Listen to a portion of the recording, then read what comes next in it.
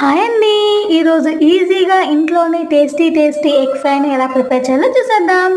Egg ఫ్రైకు కావాల్సిన ingredients: ముందుగా stove వెలిగించి ప్యాన్ పెట్టి అందులో ఆయిల్ను వేసుకో. ఇందులో మనం ముందుగా కట్ చేసి పెట్టుకున్న ఆనియన్స్ ముక్కలను వేసుకో. 1 టేబుల్ స్పూన్ కొత్తిమీర మసాలా, 1 టేబుల్ స్పూన్ పచ్చిమిరపకాయల మసాలాను వేసుకోవాలి. ఇందులోనే మనం కట్ చేసి పెట్టుకున్న టమాటా ముక్కలను మరియు ఎగ్ ముక్కలను వేసుకోవాలి. మన టేస్ట్ తగ్గట్టు సాల్ట్ ని, కారంను వేసుకోవాలి.